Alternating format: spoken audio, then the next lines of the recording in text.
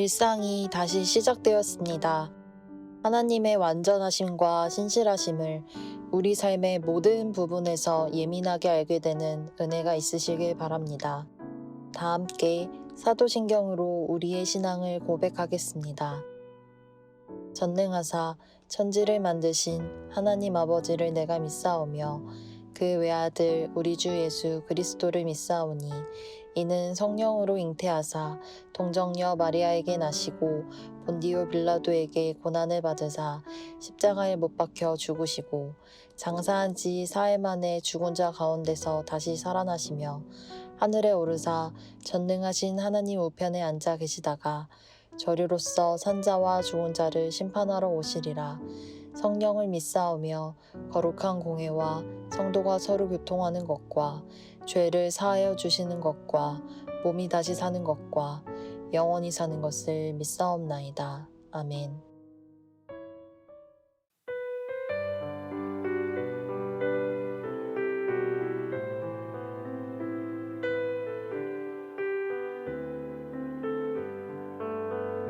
주의 음성을 내가 들으니 사랑한단 말일세.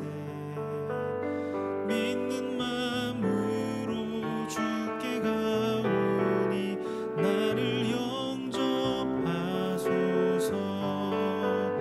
내가 매일 십자가 앞에 더 가까이 가오니 구세주의 흘린 보배 피로써 나를 정케 하소서.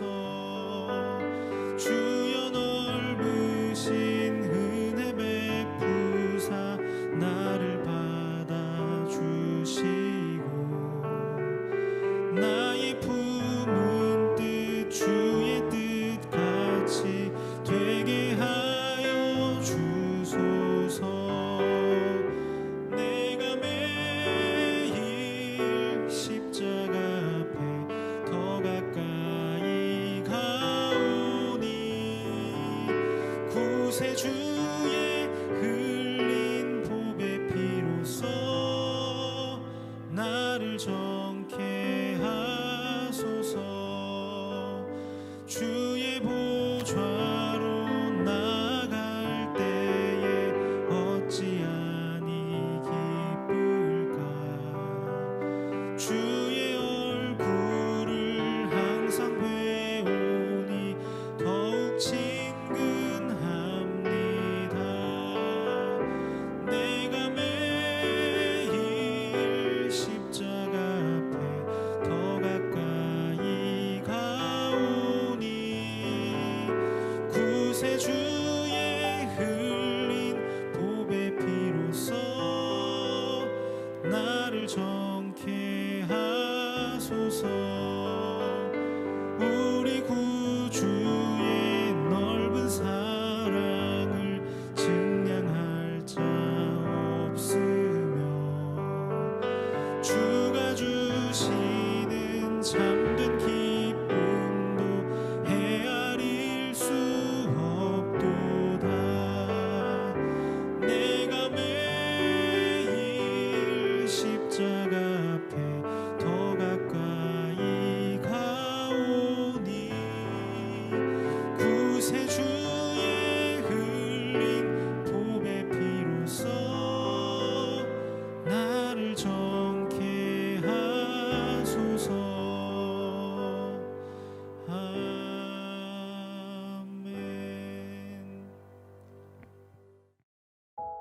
오늘 우리가 함께 나눌 말씀은 사도행전 24장 10절에서 23절입니다.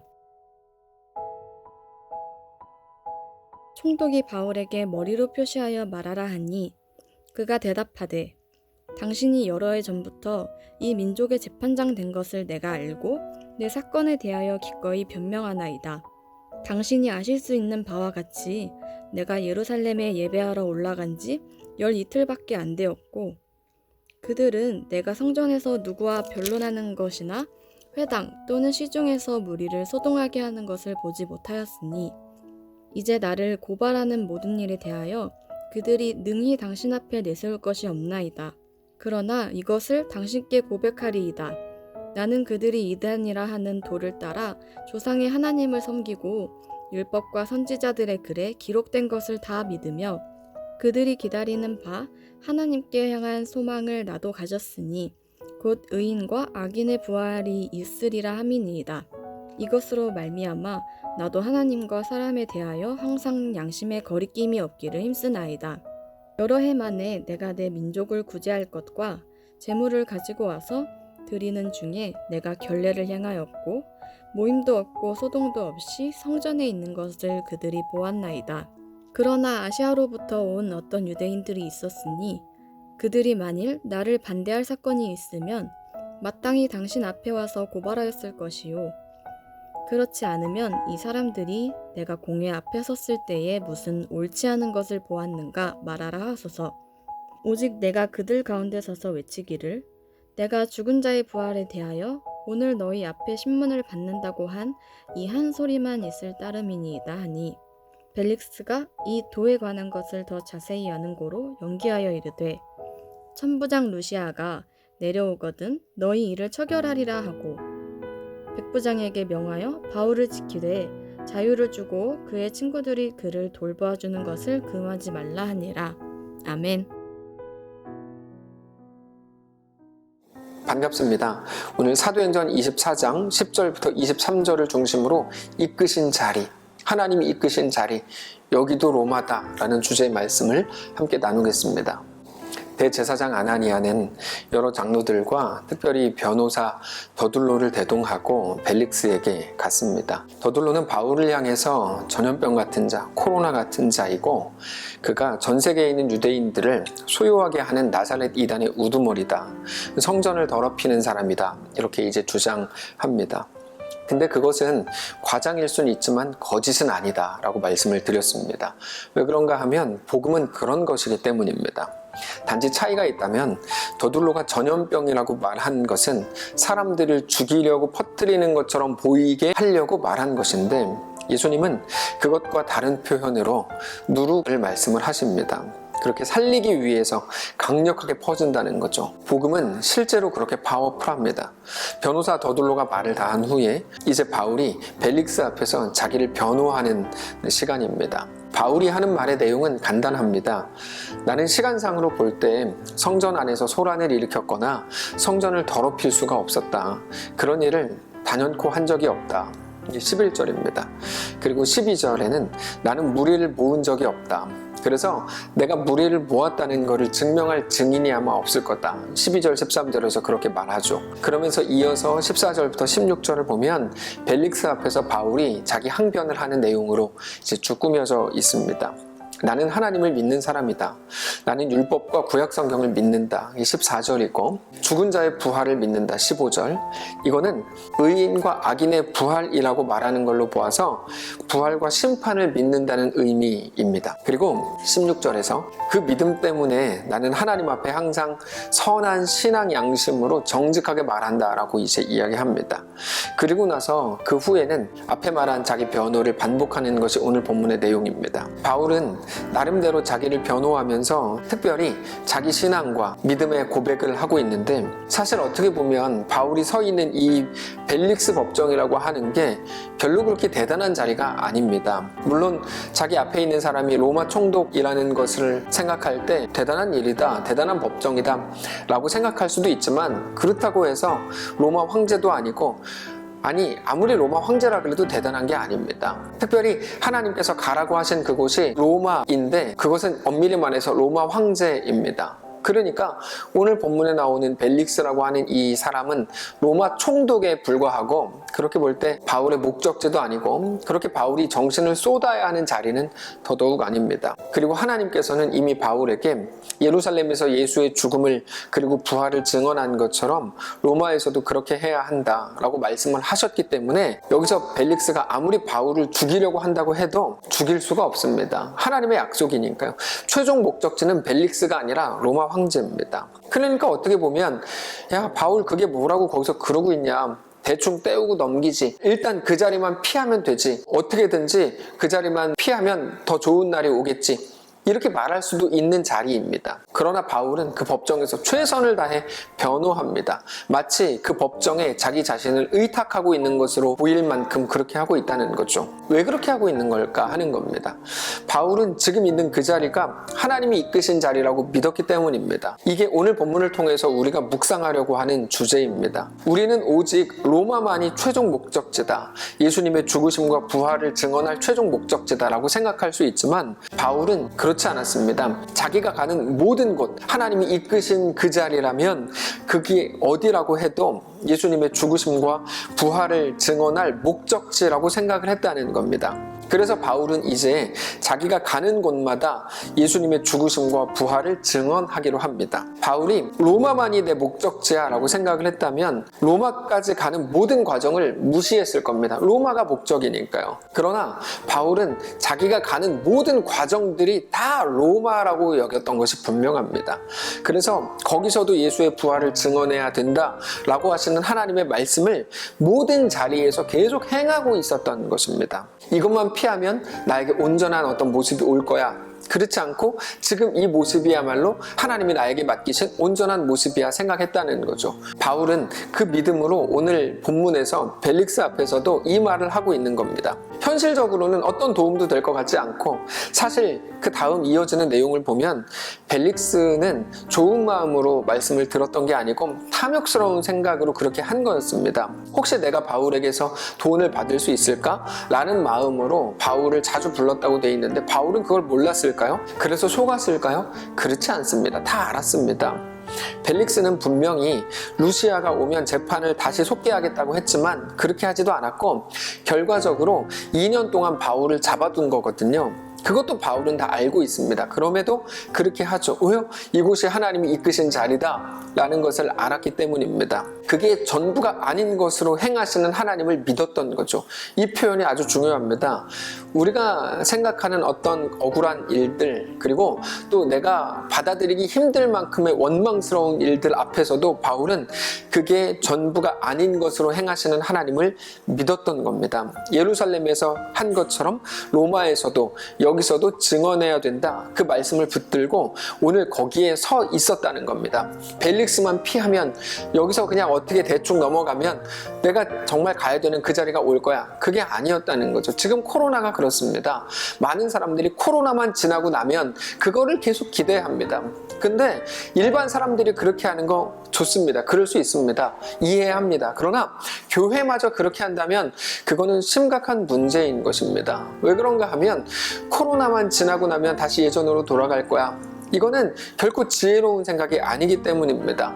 하나님께서 우리에게 지속적으로 요구하시는 것은 지금 이 시대거든요. 지금 이 시대 그 정황을 어떻게 살아낼 것인가를 우리에게 묻고 계시는 건데 이 시대를 살아낼 마음은 전혀 없이 벨릭스 앞에서는 뭐 살아갈 마음도 없이 나는 여기 최종 목적지 아니야. 나는 코로나 이후의 삶을 살아갈 거야. 그건 온당하지 않은 것이라는 말입니다. 그래서 오늘 우리 삶에 하나님이 도전하시는 도전이 무엇인지를 알아야 합니다.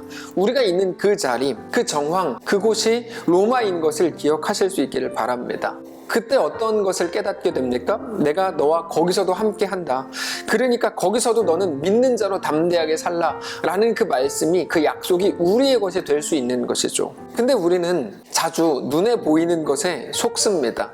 대표적인 사건이 다윗에게 기름 부었던 사무엘이었습니다. 하나님께서는 사울을 패하시고 다음 왕을 세우시기 위해서 사무엘에게 이새의 집으로 가라고 말씀을 하십니다. 거기 가면 하나님이 예비하신 사람이 있을 거다라는 거였죠.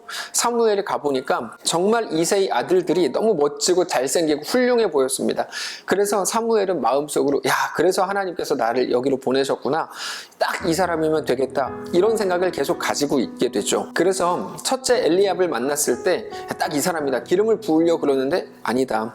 그가 아니다 라고 하나님께서 말씀하시죠. 둘째 아미나답에게도 딱 이 사람이다. 아니다. 셋째 삼마에게도 아니다. 그렇게 계속 갑니다. 계속 반복됩니다. 사무엘은 결국 그들의 외모에 계속해서 속았던 거고 하나님은 그가 아니다라고 말씀을 하신 겁니다. 결국 그 자리에 있지도 않았던 아들 대우도 받지 못했던 다윗에게 기름을 붓게 하십니다. 우리는 우리의 형편과 상황을 보면서 이게 뭐를 하겠나 이렇게 자주 생각합니다. 내가 봐도 못났고 어떤 선한 것도 이런 상황에서는 만들어질 수 없을 것 같기 때문입니다. 내가 보기도 부끄러운데 하나님의 영광을 가리지만 않으면 좋겠는데 라고 생각을 하는 것이죠. 근데 우리 하나님은 어떤 분이십니까? 우리 하나님은 무에서 유를 만드시고 없는 곳에서, 가능성이 없는 그곳에서 명예와 영광을 만드는 분이라는 것을 기억해야 합니다. 하나님께서 영광과 명예와 구원을 이루시기에 어떤 것도 조건으로 삼지 않으신다는 것을 기억하셔야 합니다. 오히려 부족하고 못나고 천하고 못 배우고 연약한 사람들을 들어서 하나님의 놀라운 일을 맡기시는 분이 우리 하나님이신 것을 기억하실 수 있기를 바랍니다. 최소한 서울대는 아니더라도 서울에 있는 대학교 정도는 나와야 될 것 같고 인격이 어느 정도 되어야 될 것 같고 인정을 또 받아야 될 것 같고 그래서 싹수를 보면서 야, 이 사람이면 되겠다. 그렇지 않습니다. 하나님이 쓰시기 위해서 어떤 조건도 요구하시지 않는다는 것을 기억하셔야 됩니다. 그 말은 막 살아도 된다, 아무래도 좋다가 아니라 나도 된다, 너도 된다, 그런 말입니다. 그게 오늘 본문을 통해서 우리에게 말씀하시는 자리입니다. 여러분, 벨릭스가 뭐를 하겠습니까? 그런 벨릭스 앞에서 뭐라고 복음을 전합니까? 시간 아깝게. 근데 모든 자리가 하나님이 이끄신 자리라면 내 판단을 뒤로 하고 하나님의 완전하심을 신뢰하기로 하는 겁니다. 말씀을 정리하겠습니다. 우리는 보이는 게 전부인 세상에서 삽니다. 그래서 우리의 미래가 보이지 않는 것 같아서 너무 불안하고 보이지 않는 우리 현실 때문에 답답한 겁니다. 그러나 우리 하나님은 보이는 게 전부인 것으로 하지 않는 분입니다. 보이지 않지만 우리 하나님이 계십니다. 우리 하나님은 보이는 것으로 우리를 대하시지 않습니다. 다만 우리를 사랑 안에서 대하십니다. 우리 하나님은 보이는 것에 붙들려 계시지 않습니다. 거기에 하나님의 목적을 두시고 우리로 하여금 거기에 거하게 하십니다. 그러면서 우리에게 세상 끝날까지 내가 너와 항상 함께 한다고 말씀하십니다. 그러므로 그 속을 살아내라, 살아보라고 말씀하십니다. 오늘 우리가 서 있는 자리, 볼품없고 여기서 뭐가 되겠나, 이걸로 뭐를 만들겠나, 무슨 선한 게 나오겠나, 여러분 기억하시겠지만 그것은 예수님을 두고 사람들이 했던 말이거든요. 그렇게 우리가 생각되는 그 자리에 있다고 해도 하나님을 신뢰함으로, 그러므로 그 자리를 웃어넘기지 마시고 여기가 로마다 생각하면서 오늘을 살아내실 수 있기를 바랍니다. 하나님은 우리의 생각, 우리의 방식으로 일하시지 않습니다. 우리의 생각과 판단 안에 갇혀 계시지 않습니다. 하나님은 창조의 하나님이십니다. 전지전능하신 하나님이십니다. 오늘 우리 하나님을 믿음으로 이 땅을 넉넉하게 담대하게 살아내실 수 있기를 바랍니다. 믿는 자로 우리 상황과 현실 속으로 들어가실 수 있기를 바랍니다. 여기도 로마다. 그 믿음으로, 그 믿음이 온전히 발휘되는 거룩한 성도들이시기를 축복합니다. 자, 우리 한번 기도하겠습니다.